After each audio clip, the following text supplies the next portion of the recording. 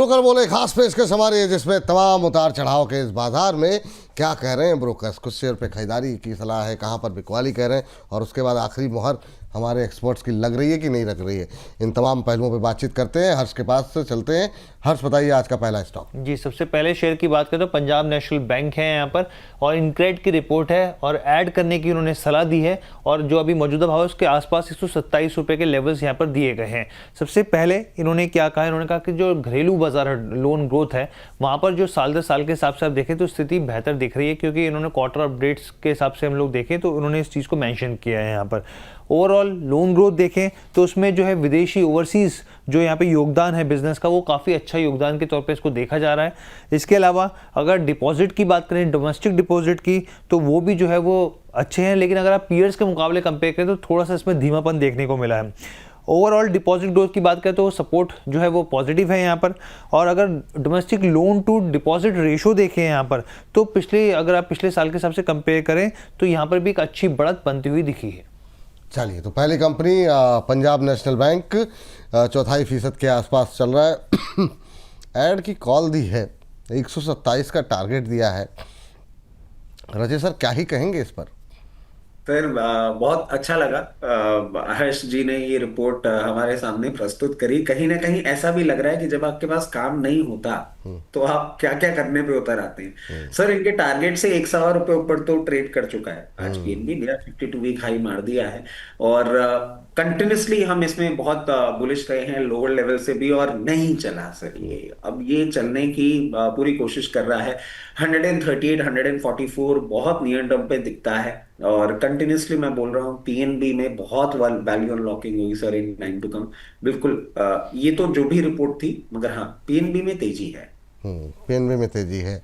और ये जो भी जिसने भी रिपोर्ट बनाई ना सर, मतलब एक बार तो मानना पड़ेगा कि जॉबलेसनेस जो है ना वो अलग ही लेवल पे जा रही है कहीं ना कहीं। मतलब 127 के टारगेट के लिए अगर आप रिपोर्ट बना सकते हैं तो कुछ भी कर सकते हैं। वाह, बहुत शानदार। चलिए हर्ष, अगली कंपनी पे बातचीत करते हैं, अगले सेक्टर पे बातचीत करते हैं। किस सेक्टर से लेके आ रहे हैं अगली कंपनी? जी सर, लेकिन मैं बस एक चीज़ ऐड ऑन कर दूं उसमें, क्योंकि हम लोग तो सर काम है न्यूज़ देना सिंपली, लेकिन कई बार ऐसा होता है कि ब्रोकर जो है 1 साल के जो लेवल्स देते हैं वो बहुत बार ऐसा हुआ कि स्टॉक उसी घूम के लेवल्स पे वापस आ जाता है यहाँ पर। हालांकि सबका अपना नजरिया है, उन्होंने भी अपना टारगेट जो है 1 साल के हिसाब से दिया। तो फिर उन्होंने बताया कहाँ कहाँ घूमेगा ये, मतलब ये भी तो बताना चाहिए कि भाई ये 200 तक जाएगा, घूम करके फिर 100 तक, तब तो कुछ उम्मीदें जैसे। फिर अगर आप ऐड करके और तमाम पॉजिटिव चीज़ें बता करके आपके तो 1 रुपये ऊपर जाएगा, फिर तो मतलब लॉजिक नहीं है। फिर क्या फ़ायदा भाई? अगर कोई व्यक्ति रिपोर्ट पढ़ रहा है तो ये बता दें कि भाई अगर हम ऐड कर रहे हैं 126 पे, ये बेनिफिट है हमारा, और वो अगर बेनिफिट नहीं दिख रहा है तो फिर तमाम पॉजिटिविटी के बाद भी फायदा क्या है? हाँ, अपना नजरिया है। बिल्कुल सही बात। आइनॉक्स विंड की हम लोग बात कर लेते हैं यहाँ पर, और आइनॉक्स विंड में आप देखें तो एक्सिस सिक्योरिटीज़ की रिपोर्ट है, खरीदारी की सलाह, और बहुत अच्छे टारगेट्स यहाँ पर 190 निकल कर आए हैं, जो कि 50% के अपसाइड का यहाँ पे स्थिति दिखा रहे हैं। अब इनका सबसे पहले इनका कहना है कि हमारी टॉप पिक में ये जो है यहाँ पे आइनॉक्स विंड है। इसके अलावा इन्होंने बोला कि कंपनी के जो ऑपरेशनल से जो है बड़े, जिस तरीके से ऑपरेशनल कंपनी कर रही है, आगे एक्सपेंशन कर रही है, उसमें एक बड़े टर्न अराउंड की गुंजाइश और बढ़ती हुई दिख रही है। यहाँ पे ऑर्डर बुक काफ़ी मजबूत दिख रही है यहाँ पे, और जो बैलेंस शीट है यहाँ पर वो काफ़ी सपोर्ट करती हुई यहाँ पे दिख रही है आने वाले दिनों में। और इनका मानना है कि जो ऑर्डर बुक है वो और मजबूत होगी, एसेट क्वालिटी जो है उसमें सुधार होता हुआ दिख सकता है यहाँ पे। और जिस तरीके से विंड एनर्जी सेक्टर की मांग लगातार बढ़ रही है, भारत की कंजम्पशन के हिसाब से अगर देखें तो बड़ा फायदा कंपनी को मिलने की संभावना है। ये बात आइनॉक्स विंड पे निकल करके आई है। 190 रुपए का लक्ष्य एक्सिस सिक्योरिटीज़ की तरफ से निर्धारित किया गया है। 126 के आसपास चल रहा है। मैम, अभी पावर पे हम लोगों ने काफ़ी बात की, आइनॉक्स विंड पे चर्चा नहीं हो पाई, काफ़ी क्वेरीज भी हैं हमारे पास आज। क्या टिप्पणी रहेगी, और क्या अगर पावर में जान आती है तो आइनॉक्स विंड 190 के लक्ष्य को भेज सकता है? 1 साल के अंदर का नजरिया है, भेज सकता है। और लेकिन मेरी नजर में इसमें आपको जो टारगेट सेटिंग करना चाहिए, it should be like 160 first and then 190, ताकि आपका एक मिनिमम प्रॉफिट जो है वो उसमें बुक हो, लॉक हो। तो जब आप इस ट्रेड में आ रहे हैं तो आप मेक श्योर करें कि 160 जो मुझे लगता है कि पहले अचीवेबल टारगेट है, तो उसके बाद आप इसमें ट्रेडिंग जरूर करिए। This should be the strategy. Now इसमें खरीदारी कब करें? इमीडिएटली, जैसे अभी ये चल रहा है 126 के पास में, सो बी प्रिपेयर्ड। पहली बात तो आज इसको खरीद सकते हैं, दूसरी बात ये है कि बी प्रिपेयर्ड कि आपको 122 रुपए के आसपास अगले 2-4 दिन में ये मिल सकता है, तो वहां पर कुछ गुंजाइश रखिए। It could be 20%, 30% to for the Inox win, उसमें आप थोड़ा बहुत एडिशन कर सके and make a combined stop loss. जो आपका स्टॉप लॉस है 107 रुपए के नीचे के स्टॉप लॉस रखने की जरूरत नहीं है।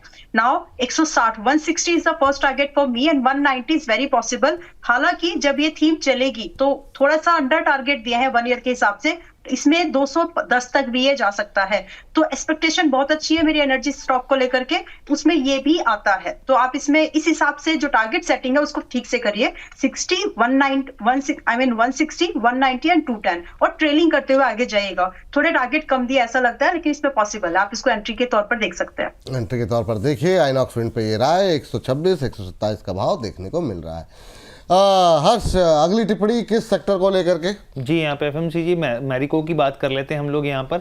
और आप ये देखिए एचएसबीसी की रिपोर्ट है, खरीदारी की सलाह 870 रुपये के इन्होंने यहाँ पे टारगेट्स दिए हैं। और इनका सबसे पहले कहना है कि वॉल्यूम ग्रोथ को लेकर काफ़ी स्थिति जो है वो बेहतर होती हुई दिखी है यहाँ पे।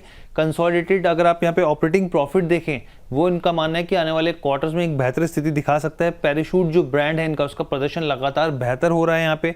वाहो सेगमेंट, जो कि वाहो बेसिकली यहाँ पे value added hair oil segment है, उसमें जो मार्केट शेयर है वो लगातार बढ़ रहा है, अभी भी अच्छा खासा 55% के आसपास है। इनका कहना है कि जो इस सेगमेंट में 20% की ग्रोथ आने वाले दिनों में दिख सकती है। इसके अलावा जो पैराशूट का जो वॉल्यूम है उसमें हल्का सा दबाव जो है वो Q4 में देखने को मिल सकता है। इंटरनेशनल बिजनेस जो है उसमें एक अच्छी ग्रोथ दिख रही है यहाँ पे, लेकिन सफोला ऑयल को लेकर जो है वो कमजोरी की स्थिति बन रही है। ये बात यहाँ अमेरिका को लेकर निकल के आ रही है। रजत सर के पास चलें उससे पहले जो हमारे चैट बॉक्स में पोल चल रहा है उसमें अब बाजी मारता हुआ दिखाई दे रहा है डिफेंस स्टॉक।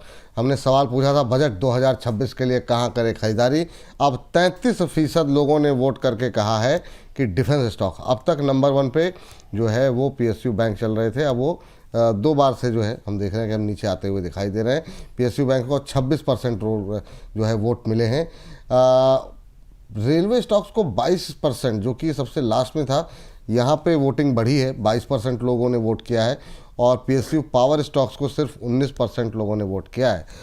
यहाँ पर अब देखिए कहानी बदल भी सकती है, क्योंकि जो हमारे एक्सपर्ट्स हैं उनका मानना ये है कि अगला दौर अब पावर का हो सकता है। चलिए सर के पास चलते हैं, रजत सर के पास। सर अभी आपका व्यू मैरिको पे क्या होगा? बिल्कुल, देखिए इस रिपोर्ट के साथ मैं जाना चाहूंगा और ये लेवल्स बहुत इजीली आपको इन 9 टू मंथ देखने को मिल सकते हैं। बट जहां तक बात है पोजीशन बनाने की, अब मुझे सर बुरा भी लगता है बट मैं क्या करूं, मैं अपनी आदत से मजबूर हूं। कहीं भी लोअर लेवल पे अगर आपको देखने को मिले 748 के आसपास आता हुआ दिखे, 748 से 736 की रेंज में अट्रैक्टिव बाय लगता है, वहीं पे खरीदने के लिए बोलूंगा। इन लेवल से थोड़ा सा दूर, क्योंकि सर मार्केट की जो मैं उम्मीद लगा रहा हूँ देखिए कितनी सच होती है। अभी बीच में नेगेटिव भी हो गई थी निफ्टी, बट अब वापस ग्रीन में आ रही है, जाने का टाइम आ गया ना। नहीं, वो तो थोड़ा बहुत तो आपका असर रहेगा इधर, मतलब ऐसा थोड़ी है, मतलब हल्का फुल्का असर तो बना ही रहेगा आपका। तो जो लाल लाल में बीच में डिप मार रही है वो मतलब उसी वजह से है। अभी आप जो कह रहे थे ना उस पर एक दर्शक की अभी टिप्पणी आई, मैं पढ़ा नहीं, लेकिन अभी आपने बोला तो मैंने सोचा कि इसमें ढूंढ रहा हूँ। मतलब वो कह रहे थे रचित सर हमेशा रोते क्यों रहते हैं ये लेवल आएगा तो ये आएगा, ये लेवल आएगा, अभी नहीं करना है। वो उन्होंने पूरा डिटेल में लिखा था, वो मुझसे मिस हो गया, मैंने कहा छोड़ो। लेकिन अभी आपने जब ये बात बोली कि इस लेवल पे नहीं, इस लेवल पे, तब मुझे ध्यान आया कि उसको एक बार, क्योंकि उस समय डिस्कशन चल रहा था और वो क्लोज करना था हमें। चलिए लास्ट काउंटर पे चलते हैं हर्ष के पास। हर्ष, आखिरी काउंटर कौन सा है? जी, RBL बैंक की बात कर लेते हैं यहाँ पर। और इनक्रेड की रिपोर्ट है, होल्ड की सलाह और 305 रुपये के प्रति शेयर के भाव के यहाँ पर टारगेट्स दिए हैं। इन्होंने कहा कि जो ग्रॉस लोन है उसमें जो ग्रोथ है वो ठीक ठाक देखने को मिल सकती है। अगर आप यहाँ पे देखिए सिक्वेंशियली ग्रोथ जो है उसमें थोड़ा धीमापन देखने को मिल सकता है। सिक्योर्ड रिटेल सेगमेंट में जो है वो मंदी की स्थिति वो आने वाले क्वार्टर में दिख सकती है यहाँ पे। और अनसिक्योर्ड बुक जो है वो स्टेबल फिलहाल के लिए इनको दिख रही है। कॉर्पोरेट लोन बुक की बात करें यहाँ पर तो जैसे पहले क्वार्टर में थे, पिछले क्वार्टर में वही स्थिति अभी भी बनी हुई है यहाँ पर। और अगर gross loan to deposit ratio देखें उस आधार पे भी जो नंबर्स हैं वो कम दिख रहे हैं। चलिए, तो ये बात यहाँ पर निकल करके आई है। 305 तक के टारगेट होल्ड करने को RBL बैंक की सलाह। मैम, RBL बैंक में कुछ दम दिखाई दे रहा है, आप क्या कहेंगे इस रिपोर्ट को लेके? मतलब अब ये 313 पर चल रहा है, 305 के टारगेट्स हैं, तो इन्होंने होल्ड किया है। हाँ। अच्छा, ठीक है, सो होल्ड करने की सलाह मेरी भी है, बट अगर आप हैं तो ही होल्ड करें, लेकिन अगर फ्रेश बाइंग के बारे में सोच रहे हैं तो 305 पर बाय करना है। मतलब दैट्स माय ओपिनियन। अभी 7-8 रुपए नीचे आज आ सकता है ये, और वहां पर हम बाइंग का 300 से 305 रुपए के आसपास बाइंग का व्यू लेकर के चले।